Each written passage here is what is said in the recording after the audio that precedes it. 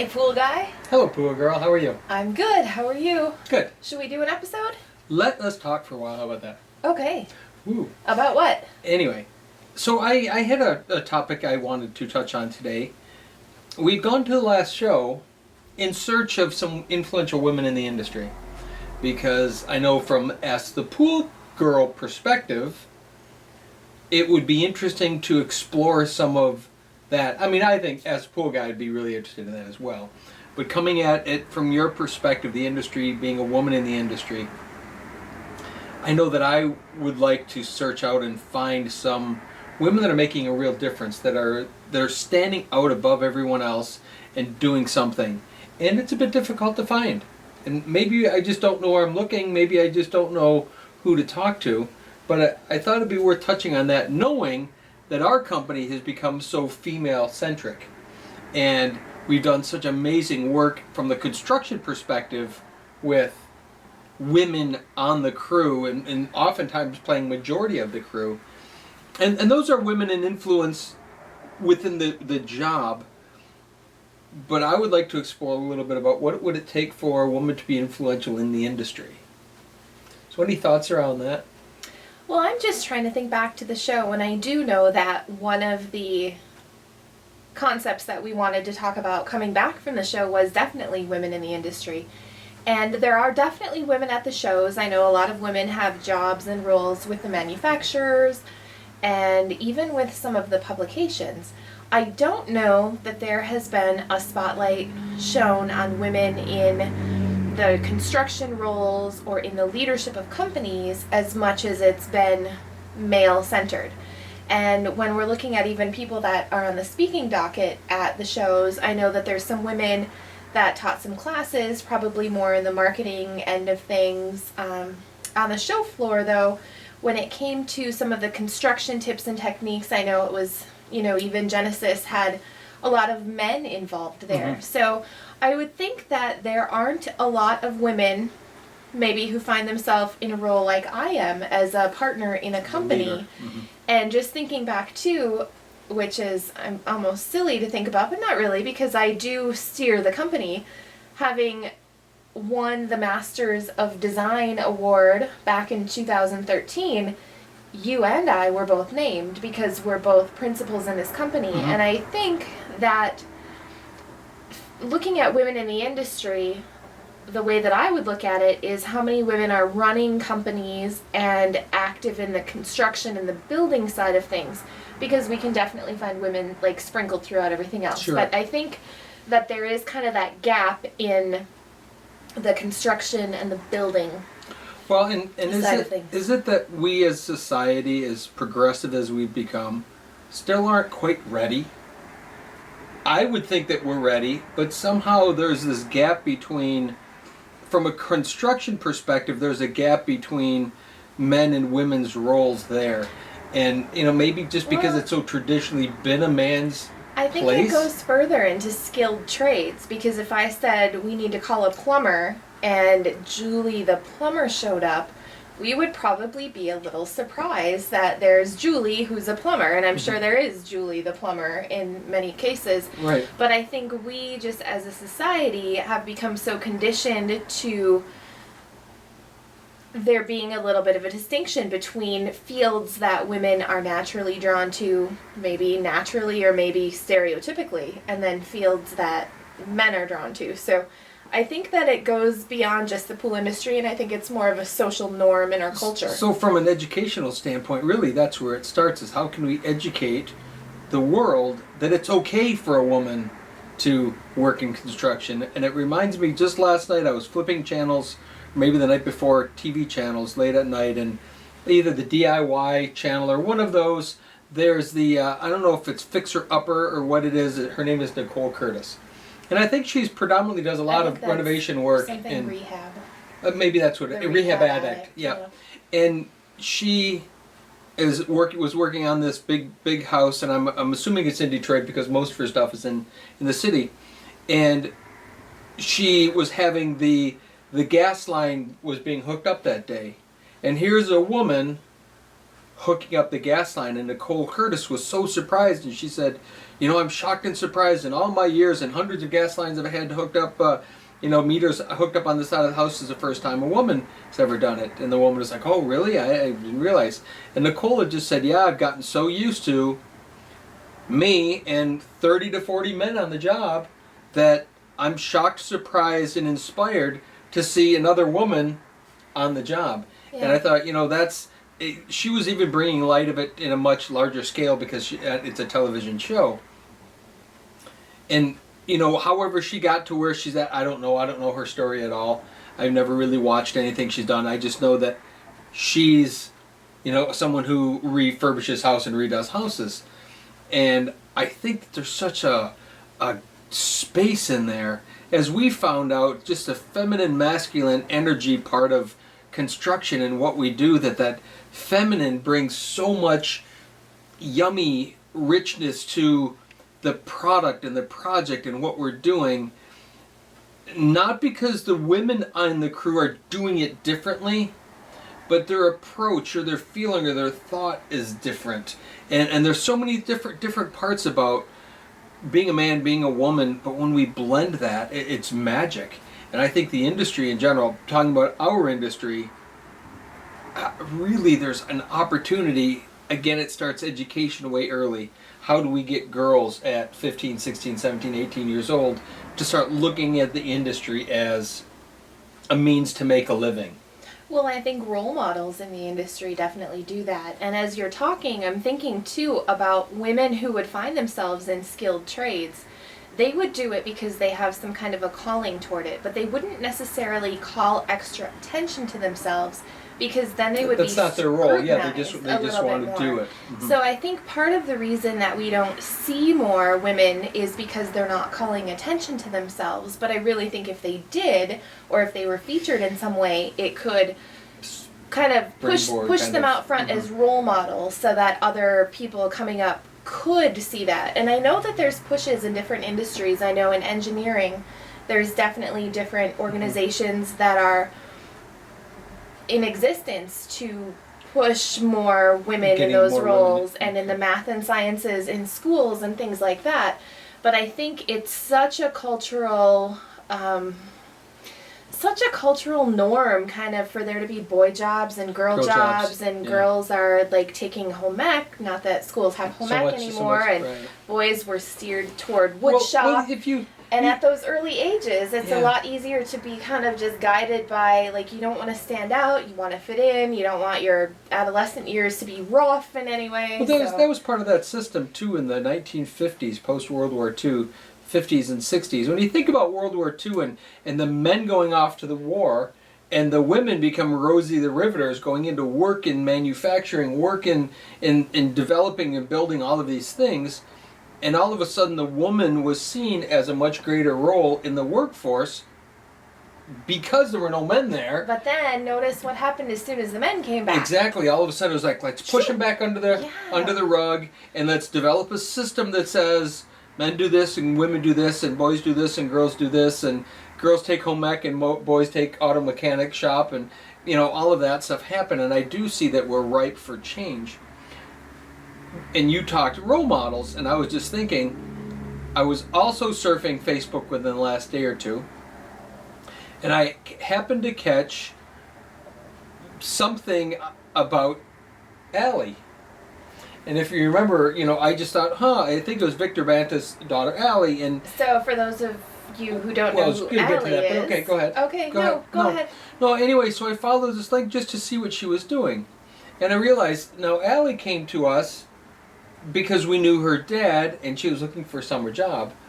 And here comes this cute little petite blonde girl who you would never imagine in the wildest of imaginations that this girl was ready to do construction. And yet she turned out to be a role model for all of our children. I know that Kaylee and Katie and Jessie, all as young women, young girls watching Allie at the time, who was 18 years old, out there working, they all wanted to be Allie. I remember they'll all even say it today that we all just wanted to be here because here she was working construction. I remember getting a call from one of the guys on the crew when she showed up that morning.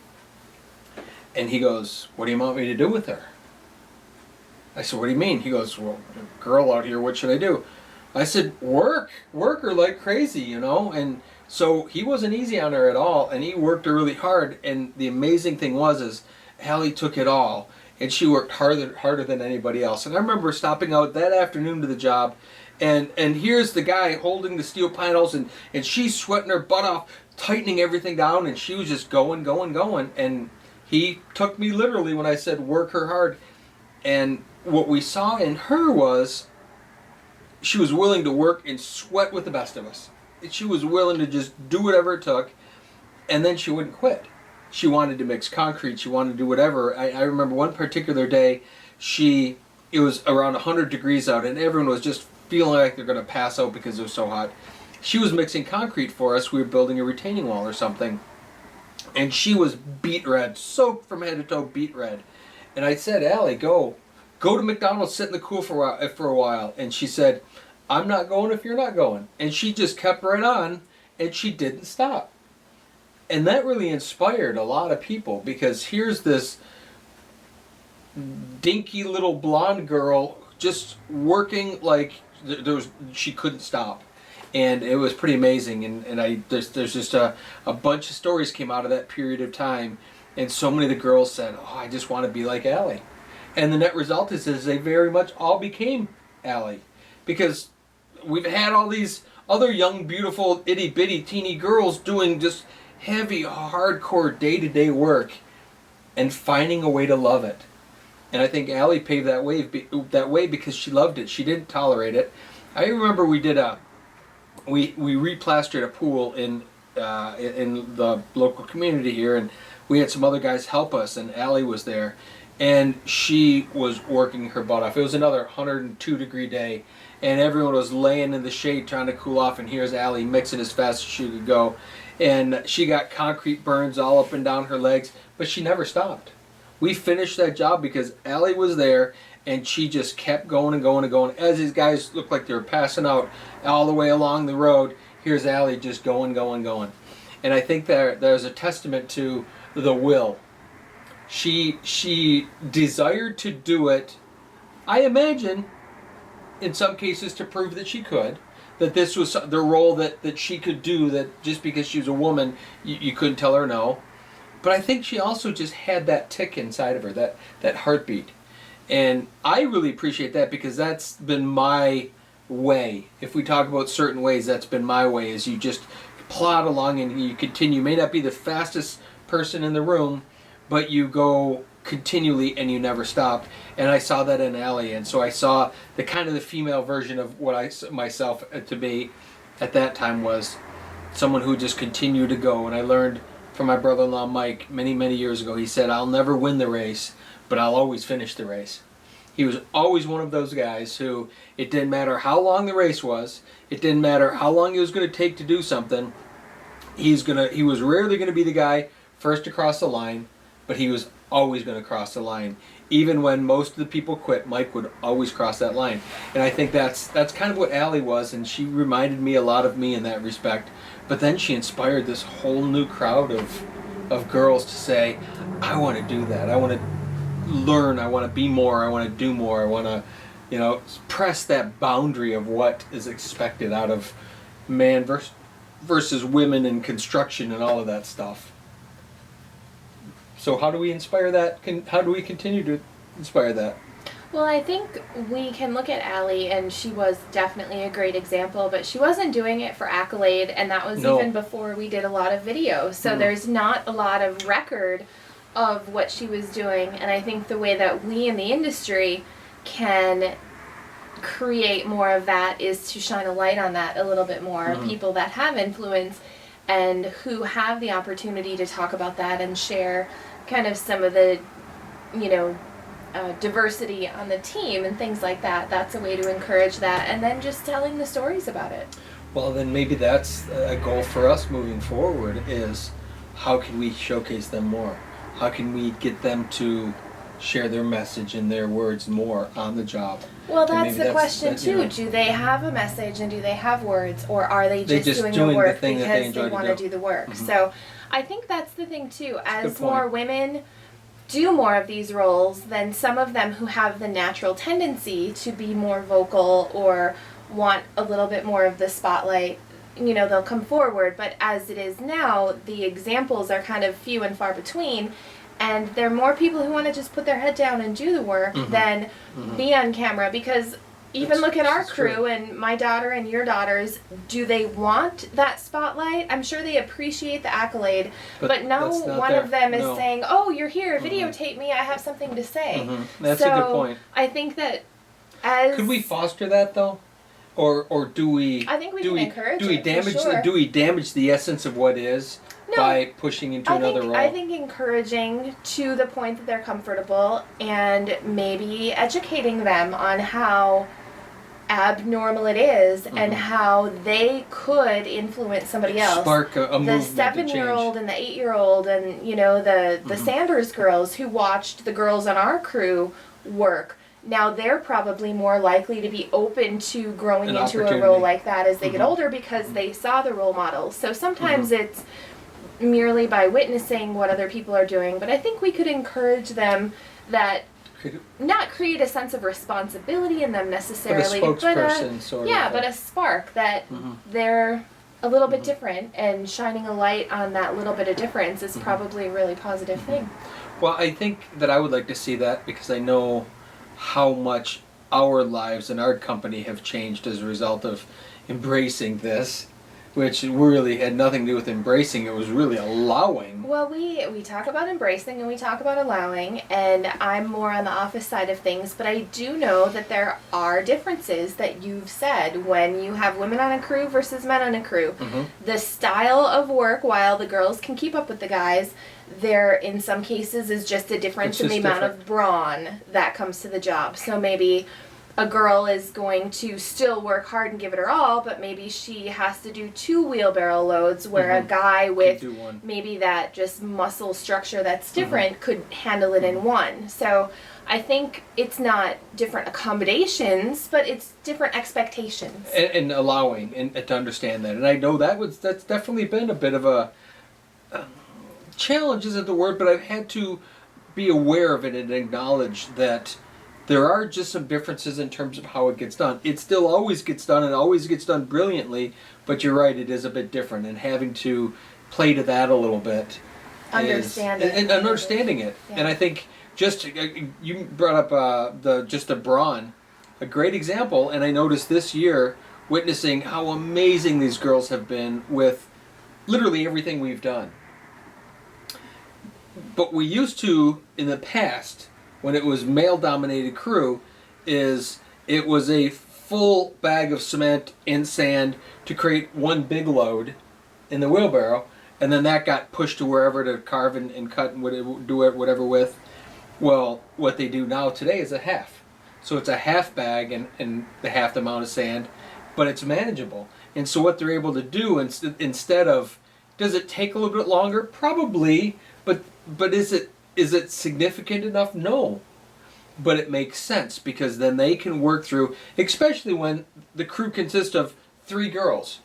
And that was one of our crews, virtually all summer long, was 3 girls. Mixing concrete, they did so much concrete work and stone work and carving work, those 3 girls. It's insane for me to wrap my head around how much they did. And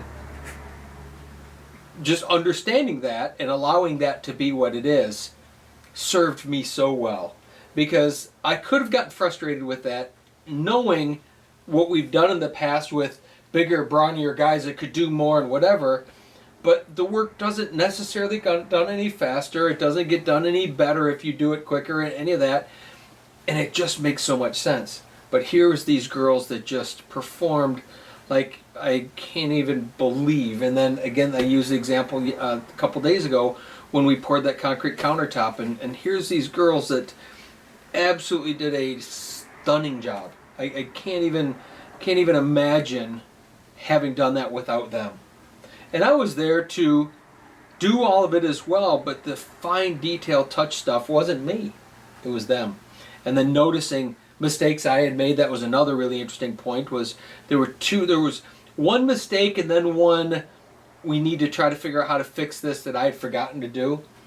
and they caught those, and we were able to fix those and deal with those and stuff, and just sensational. But those are the examples, and I think the more story we tell about that, the more important we'll hopefully can influence that, because I would love to see a lot of these great companies out there bringing women in the workforce, not just in the office, to be able to do that, because it's such a powerful thing, and it sets you so far apart. And we're in this crazy industry where everyone thinks they got to have their USP, unique selling proposition, and we got to be so different than everybody else. We got to do this and that. Put a couple women on the crew. It just makes you different automatically, and homeowners will love it. Well, I know that I had read a book earlier this year as well, because my daughter Kaylee was in a construction class, and it was women in the workforce or something like that. So she read a book by a prominent CEO of a company, and I read the book, and the book made me sad. And it made me sad, and I'm sure that some women in the workplace face all of the perceived I don't know if it was discrimination as much as it's women who feel like they have to walk into a room and sit in the corner. They can't take a place at the, boardroom table and that type of thing. And I thought how different that is from our company culture and environment, because nobody on our team would ever think about taking a back seat to men. So I think that in the culture as a whole, there are some women who put themselves in the position that they don't feel like they can take a seat at the table. And I think sometimes women, if they're brought up in the right kind of company environment, wouldn't even have that cross their mind. So I guess kind of the moral of the story with the book that I read is it made me sad, because the author kept pointing out all these places where she felt she had to prove herself instead of just showing up as an equal player. And I luckily have never felt the burdens that she explained in the book, so I couldn't really relate to her perspective. And I've been in a male-dominated industry for a very long time, but I don't think that you and I would ever think back to a meeting or an event where I would have walked into and thought, oh, I have to sit in the back because I'm a woman, or I can't raise my hand. Maybe that's personality too, though. Probably. Is you carry with you a big personality, someone who's going to command as much respect by simply being, and never, thinking less of yourself.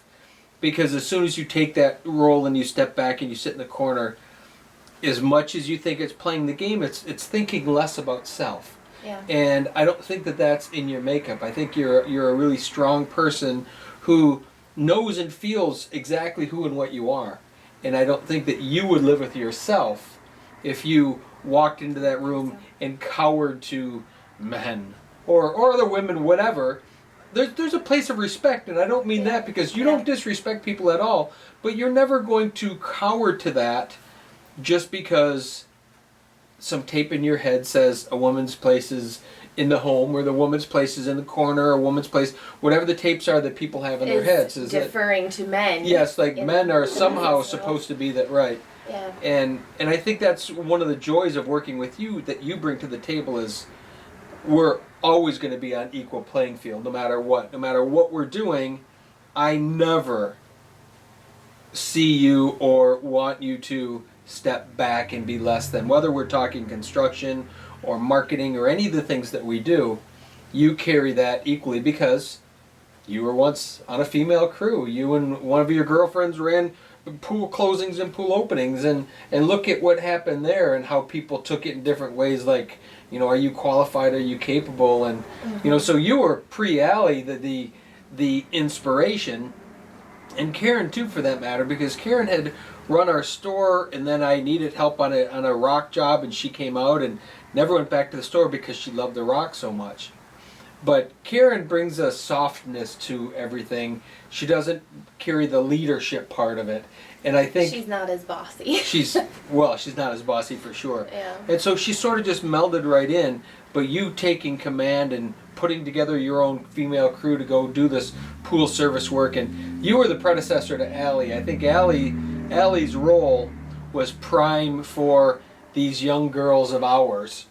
They wouldn't have looked at Mom as the inspiration to get out and work, but they could see Allie, this 18-year-old girl. And speaking of Allie and just a moment for me when Allie had first called and said that she wanted to work with us. She was interested, and I think a friend of hers who was a guy was also interested.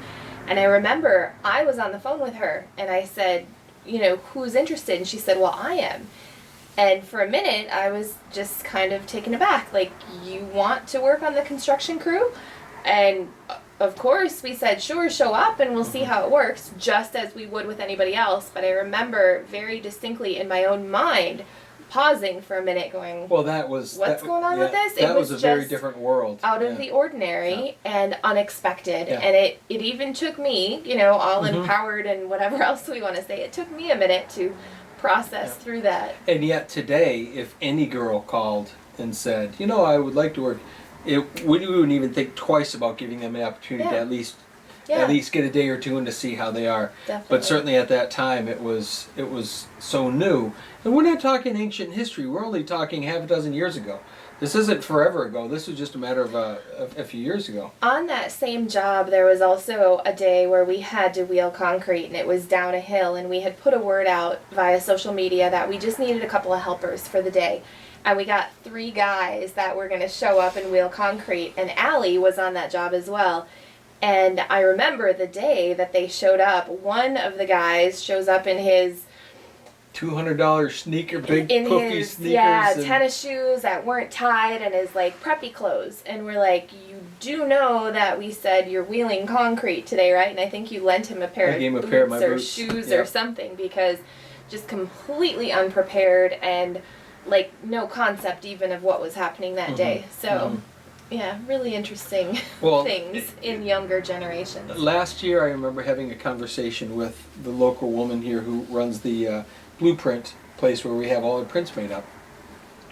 And I was asking her about labor. Remember, we were looking for some people, and I was asking, did she have any leads, because she has so many contractors coming out getting blueprints. And she went off on this tirade about how mamas are ruining their boys because boys, teenage boys, young 20s boys don't want to work. And she made a couple references to a few other builders and things that have found that there's girls that are wanting to do this work and they're having great success with it. Because I was explaining to her, we have these great girls and how awesome it is. What I was looking for was a little bit of brawn to help even that out, so we could have all these girls doing their stuff, but also a few guys that could take some of that physical burden off of the girls every day. And she went on and on and on about how boys today just are not learning to work. Well, and so many girls are taking those positions. We as women should embrace that, because absolutely. I mean, be willing to do it, and then once you do it, you take over. And that's something that the generations moving forward, the men are losing grasp of, is that women are taking those roles, not because they're fighting the men for the roles, but because the men aren't doing them. Well, maybe the men are deciding that they want to do other things, and we should not shame on that. The way that in the Blueprint store she was saying, well, maybe there's just change in the air, and maybe no judgment's necessary. And it would take a woman to bring that perspective, because I can tell you what, boys need a good kick in the ass to get out there and work. Why? Because they do. Do girls need a good kick in the ass to get out there and work? They've proven that they don't have to. They've got self-motivated kick in the ass. But if we're going to be all on this equal playing field, then equal playing field or not, I think that men and boys, not discounting what girls can be out there and doing it, but we don't need a society full of lazy men that don't work. Unless girls can take over. Well, that's where I'm going with this. Well, I mean, if there's other things that men can do, that's fine. But based that on that conversation with the rant that the Blueprint lady was talking about. Okay, if they're lazy and choosing nothing. That's the difference. That's another story. Okay, so that's the difference, was these teenage boys are not working and the girls are working. I think we've seen plenty of cases of that in recent history. Yeah. And so that's the part that's the problem. If the boy just didn't want to do construction because it was too hard, but he would do something, that's okay. But what we're finding is boys not working and girls taking over those jobs. So side by side, you have a girl and a guy. What if a girl decides not to work? Do you say, oh, that's fine? Or do you come down on a girl at the same level of intensity that you are on a guy right now? I guess it depends on who we're talking about, because I think I'm going to be pretty tough on girls too. It's a little different world for me because as long as we're tough on everybody at the same level. I think I could be pretty tough on everybody at the same level. I don't want to see anybody not perform. But what I've noticed is we've had these girls working and working so hard. And look at the guys that work with us as well, have performed amazingly. I'm not discounting. We're happy to be talking about women. But the guys that we've had work and are working with us are sensational. Not disregarding that at all. It's just that the girls are new to the industry and are sensational. We don't have a bunch of lazy guys not working. We have our crew of guys has been incredible. I don't talk about them very much because I just expect them to be incredible. But the girls, because it's new within the construction workforce, it's easy to talk about. No one really wants to talk about the really cool guys that do work. Everybody wants to talk about the really cool girls that do that same work. And I would be equally as hard on any girl that came to work, and if she was not performing, I'm going to have a problem with that. I don't know that society would, because there's still that oh, but a girl, it's okay, her place is in the home. There's still enough of that. I don't think everyone lives that way, but there's enough of that gives them a pass, kind of. I don't want to see anyone getting a pass. I want to see everybody learning to work, doing what they do, learning to do what they love, and finding a way to live the dream of what we get to do today. And so I talk more about women only because it's kind of like the new toy. It's the new thing, it's the new face that could change the industry. Change the face of the industry. And maybe we could do that with guys too, but I just see women bringing something different that guys just can't bring. In what way do you see it changing the face of the industry? Because I think it gives us a whole new level and a whole new place. Think of all the little changes I've had to make. A new perspective of simply detail? Anything. How about on a construction site? In pools, we don't often have porta potties because most men found a way around it, which is disrespectful to the space. It's disrespectful to people, but it was accepted behavior. Now, when you're building a home, yes, you have a porta potty because you have a lot of contractors, but a pool site is a much smaller construction site. By having women there, I don't have the same, the girls don't feel the same luxury and capability of running around behind the corner of the house to go to the bathroom. So just those little things like that have shifted. I can't even imagine a site, even if there wasn't a girl working on a pool site today, I can't imagine not having a porta potty. I would never arrived at that if it was just all men, because I would have had them find a way of doing it. There's plenty of tricks and techniques and things you do, and being a woman, you can't do that. But now that there's a porta potty on site, I can't imagine one of our construction sites without it. I can't imagine anyone's construction site without it. I'm a little bit horrified when I go to other people's construction sites now and realize what's going on. But so it's those little incremental things. So that just happens to be that. But then it's how they approach work, how they approach cleanliness on the site, how they approach organization, how the thought process to go through the different steps. Many men just go for it. You know, if there's a trench that they got to push a wheelbarrow through, they just push harder. A girl doesn't have the ability to just push harder, so before she pushes through the trench, she thinks of a way around it. I use you as an example many times, how for all those years doing pool openings and pool closings, and we have these little gaskets that have to go in the end of the trash pump. Before we started using the bell housings, they're always threaded on, and we would lose hundreds of those. And your men, you came along, you said, well, here's a bungee cord, and you, right on the motor of the pump, you put a bungee cord that each time you were done with that, you just slipped it on the bungee cord and it stayed there. And we used the same 2 gaskets for the next 5 years. Well, that's the type of stuff that, you know, a man goes, I'll just get another one, and either push through. If the hill's too big, they just push harder. Where what I've, in my experience, and this is many years of experience of witnessing this, is I would watch you find a way around the hill, or build a thing to make it easier to do something. Taking that extra few minutes to do that next step means something versus a guy going, fill up the wheelbarrow and I'll somehow push it. And sure, it gets done. Sometimes it doesn't. Sometimes people get hurt. Sometimes a lot of things can happen. And so it's that touch. It's that feminine touch of going, okay, am I going to be an idiot about this? Because most guys are just going to be an idiot about it. They're just going to push. And if it doesn't go, they're going to push harder. And if not, they're going to get 3 guys to push harder. And what I found with women is they, instead of just pushing harder, they go, well, how can we be smart about this? I think that's one of the most profound things that we've come up with in this whole discussion today. Mm-hmm. The ability to think differently. Mm-hmm. And take the time to think. Yeah. Guys can think, they just oftentimes choose not to. They just think it's solving problems. No, you don't have to have a problem if you think about it ahead of time. Instead, it's do this, and then if we have a problem, we fix it. No, let's do something completely different and never have the problem in the first place.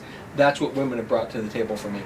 And then against feminine energy, masculine energy, I don't know what it is, but it's maybe because historically a woman has always had to do that in a different way. There's got to be something to that. Well, there's got to be a correlation as well on our project trajectory. I know that you're getting more detailed, but I know that the women on our crew are allowing the projects to get even more detailed. And one of the things that we've been talking about is this year our projects hit a level of detail beyond anything that you've imagined, and you can see that going farther.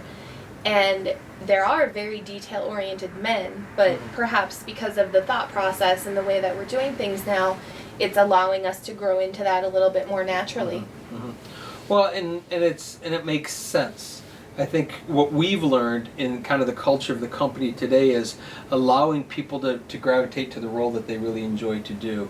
And as much as all of the boys in the crew want to do what the girls are doing, they don't have the level of detail. They want to slap a little bit of stuff together. We need the level of detail to be better. And at least to this point, certainly the girls have shared that level of detail and said, how can I do it differently? And then, it's that give and take, and you got to decide which, we could detail everything 10 times more than we are now, and there's a point where we have to stop and say, okay, that's enough. But at some point, that it's been the girls that have taken that little detail way beyond. Absolutely. Well, on that note, I think that's a great positive place to end. And Me too. until next time, let's get some more women in the industry. I don't know, girl power, something. Girl power for sure. Cool.